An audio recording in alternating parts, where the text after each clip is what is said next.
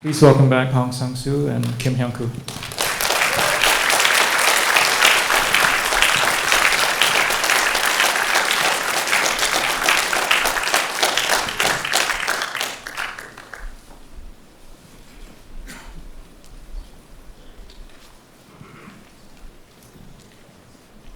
So I will start with a few questions before opening it up. Question for you first. Can you tell me a little bit about the title, On the Beach at Night Alone? I assume it's a reference to the Walt Whitman poem. Can you maybe say a bit about the significance of the title and when it came to you? I think I was in Hamburg or Germany, and I read his poem, and then the title struck me somehow. I felt maybe this can be the title of my film. Then after some time, like some months, I don't remember exactly. And when I was making this film, this title came up again. This film has nothing to do with that poem. Just the title. When I read it. But she is on the beach at some point.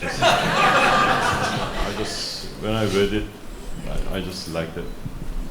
I felt it can be used as a title. I guess on the subject of the literary connections, can you tell us what the passage is that the filmmaker character Sang-won is reading at the end? Oh, I read it, this passage. It's from Chekhov's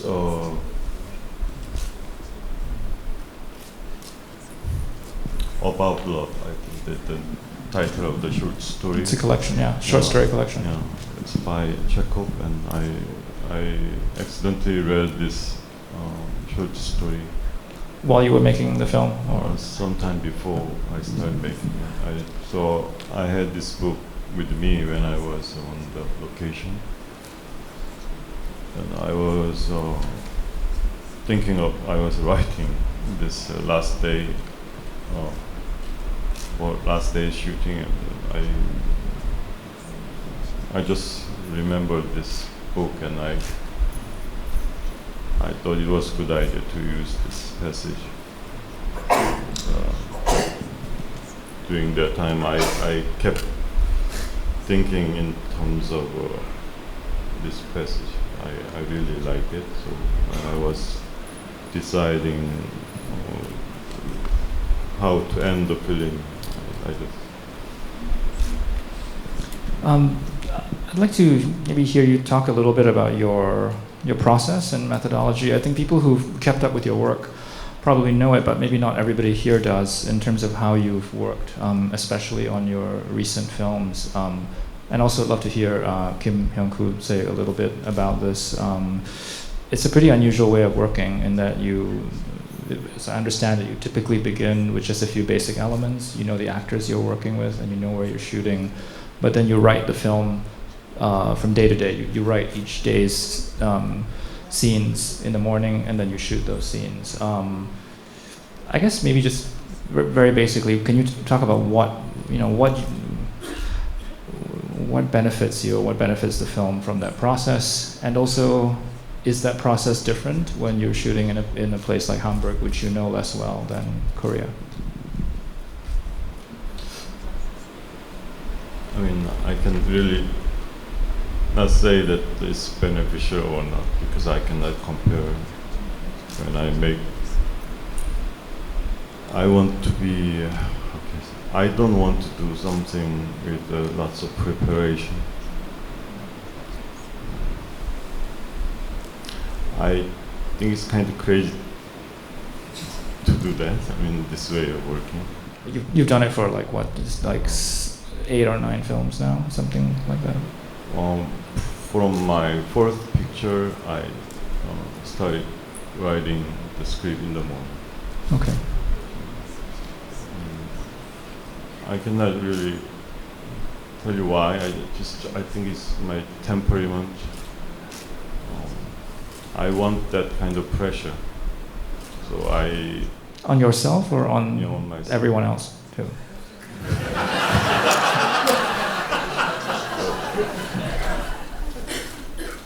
I don't know. Maybe it's just feeling, but I cannot really say it makes better products, something like that. I want to believe so, but I cannot really tell. So it's just better way to make film, but I don't know. It's just when I write in the morning, it's like I feel something comes to me and it feels very fresh. Mm-hmm. If you have too much time for you, then you keep adding and changing, and that kind of process somehow I think. Mm-hmm. You know what I mean? It's my temperament.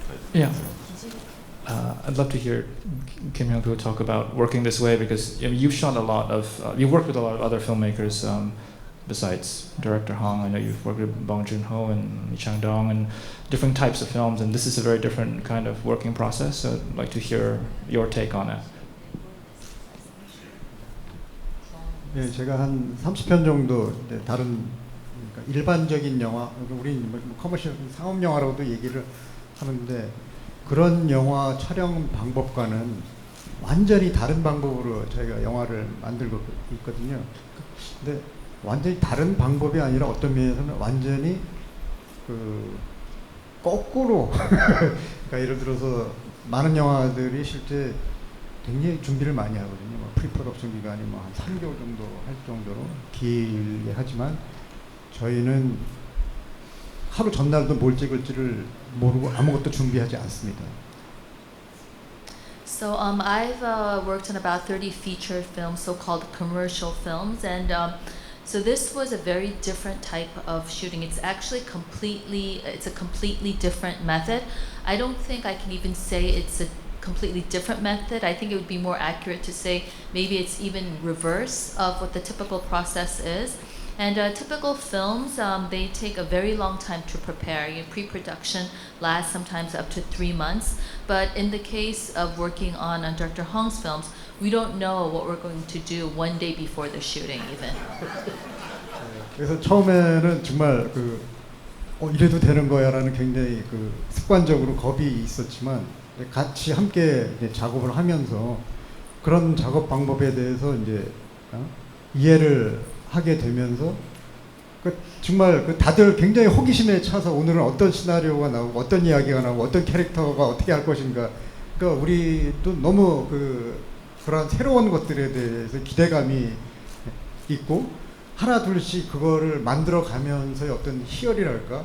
그러니까 아무것도 모르는 상태에서 정말 날 것 같은 어떤 것 이런 것을 접하게 되면서 정말 뭔가 새로운 영화를 만들고 우리가 예상할 수 없는 이런 방법대로 간다라는 그 자체가 사실 이 홍상수 감독하고 같이 작업하면서 제가 만난 새로운 어떤 영화에 만드는 방법이죠. 그래서 저로서 진짜 항상 작업을 제안해 올 때마다 너무 새롭고 기대가 됩니다. So when I first tried this type of method, I was very nervous. I was thinking, is this okay to do it this way? And it was quite intimidating. But in the process of working together with Director Hong, I came to understand this process, and also it really was intriguing in terms of curiosity about, okay, what will the story be today? How will the characters develop today? What will the script look like today? So you are filled with very new expectations, something that you've never experienced before. That in itself, I think, is a very big joy, unexpected pleasure, and it's something that's completely raw, blank sheet of paper. And so I think that it's as if you're experiencing something new every day. And I think by working together with Director Hong, I have been introduced to a new type of filmmaking, and so I think that whenever he asks if I want to work on another film, I have very high expectations because I know that something new is going to be experienced. There are actually two cinematographers on the film. You shot the second part, is that correct? And you had a different DP for the Hamburg section. Is there a particular reason for that? And you were also, I understand, working with a much smaller crew in Hamburg. Did that change how you worked? I could not afford bring many steps to Hamburg, and so I brought one cameraman and one assistant and one boomman, recordist. And that time he was busy. And so we had 3 crew. And then when I made this, the first part, I didn't know it was going to be first part. I just wanted to make something, so I brought 3 of them, and then I had 2 actors. So I made something, and then it stopped around 30 minutes, and it ended there. So for a while I didn't know what to do with it, and then I went back to Korea, and I wanted to shoot something else. I was not sure what I was going to do, of course, and then I thought about using this first part as a first part of a whole film. And then I screened this first part to my assistants just before starting the second part of it. And they said they liked it. So, okay, then I will use it as my first part. And then I started making in continuation from the first part. There's one aspect of the film seems maybe to me like slightly new to your work, which is this, I don't know what you might call these sort of like surrealist moments. The end of the first part, when the camera pans and she seems to have been, Young-hee seems to have been abducted, and of course the window washer.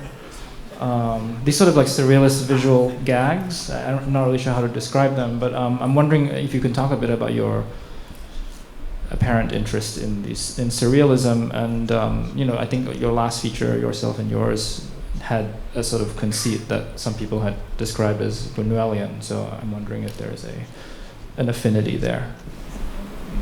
I like the film director Louis Buñuel, but I don't know if somebody else will make connection.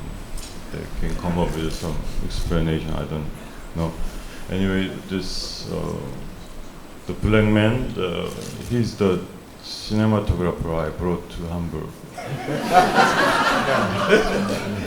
and I didn't have an actor. And the first day when they arrived, we went to the park and we were kind of testing camera and things like that. And I just told him that maybe we can go up the hill and then ask them the time. And I shot it. And when I saw it, I liked it. I don't know. I don't know, but I liked it. So when I was actually started shooting, that scene actually became part of the film. And then later I used him again at the end of the first part. It wasn't planned, of course. And then when I was shooting second part, I thought maybe I could use him again, but I was not sure. And then in the end I used him like that. We are going to take some audience questions. We have mic runners, so if you raise your hand, I'll point and somebody will bring a mic to you. Yes? If you want to wait for the microphone right behind you. I'm quite loud. Hello. Thank you, Director Hong. I liked this film as I do a great deal of your work that I've been able to see.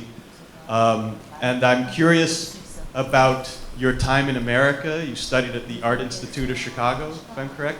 Could you talk about what that experience was like for you, what you got out of the education, what you got out of living in America, and since you've made films in other countries, have you ever considered shooting in whole or in part in the United States and what the culture means to you?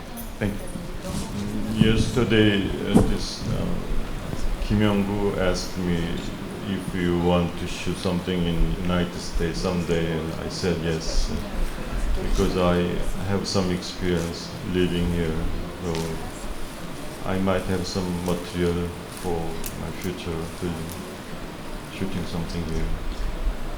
About studying in the Art Institute of Chicago, it was very... I was not really balanced person before. Around that time when I was in the Art Institute, I was kind of more balanced. And I felt more stabilized. So the memory was very nice. You know, I went to every day. I went to school library, things like that. And then I met this film called Diary of Country Priest by Robert Bresson. That film kind of encouraged me to start thinking about making a film with a narrative. Before I was making just experimental, strange films. So that was took place in Art Institute.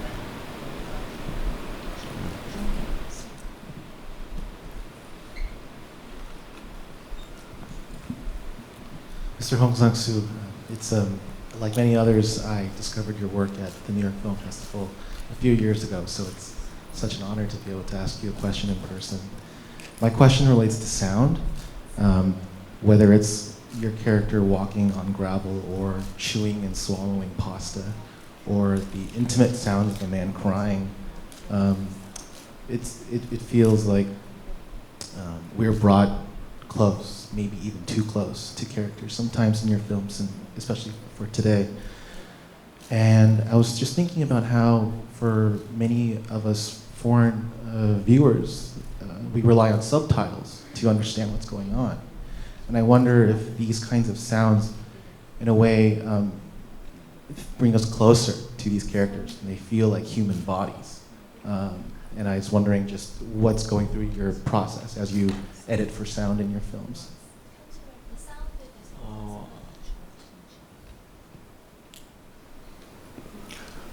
Just I tried not to meddle with anything if possible. You know, I believe in this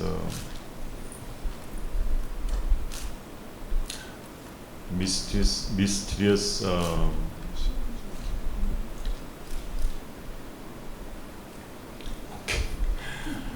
the reason I don't want to have this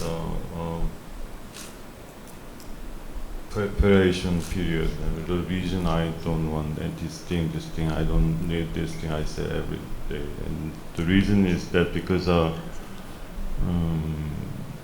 believe in the given things.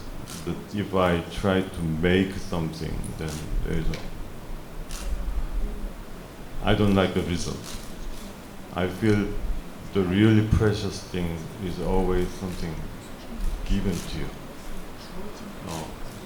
It's hard to explain. So, including sound too, you know. So, for example, the scene where the Kim Min-hee was singing in front of a cafe. I heard this airplane crossing, and then okay, this is good. So I used it. We waited for another plane crossing. So it's like it came to me. I didn't go after a certain effect or goal or persuasion or things like that. It's all around me. Everywhere I go, there's always things you can just feel it's given to you, and then I just grab it. That's all I do. Thank you. Yep.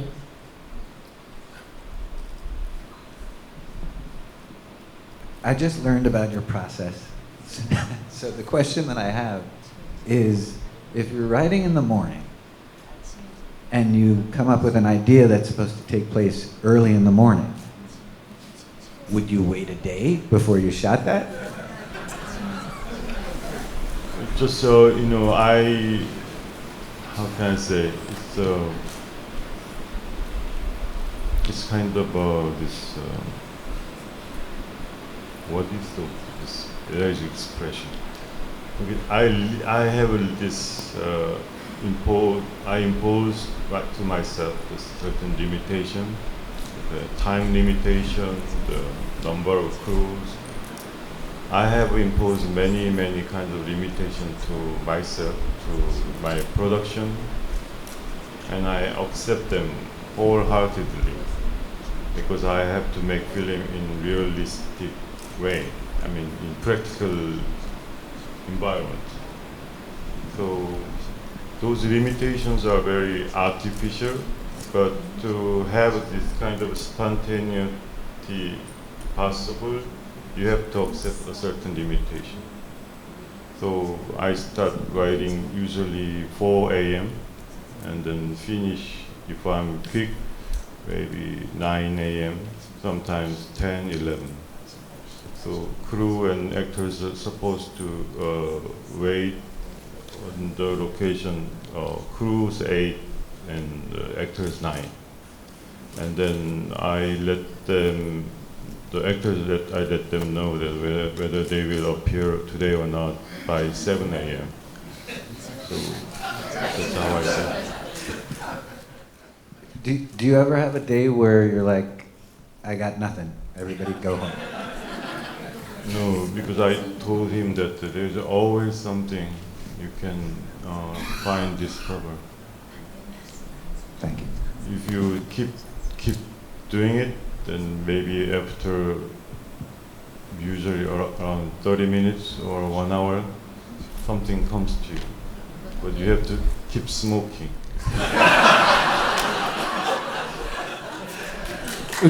We'll take a final question. Yes, up there. Yep. All right. There are clearly some, very hilarious, comical moments in the film. I was hoping you could talk a little bit about your sense of comedy, your sense of humor, where it comes from, whether it comes a lot from the script or the actors by improvisation.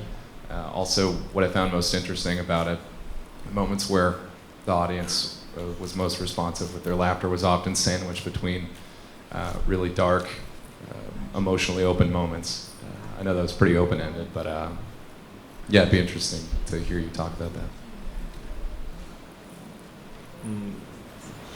I noticed some moments in my film. Many people find comical or humorous, but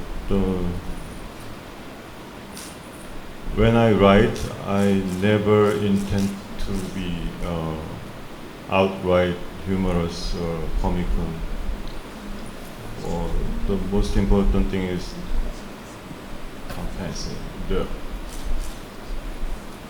of course it's given thing, but if I can name them, it's honesty and this harmony between elements and maybe rhythm. I think about in these terms. I never aim at the effect.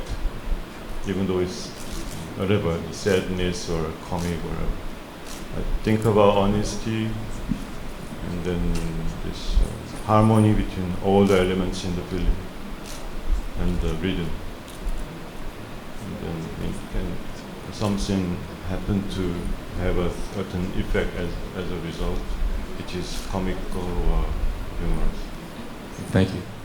So we'll be showing another film by Hong Sangsoo the day after. Right after, the film also repeats on the final Sunday of the festival, and he'll be participating in a director's dialogue tomorrow at 8 p.m. So thank you very much for coming, and thank you so much. Thank you.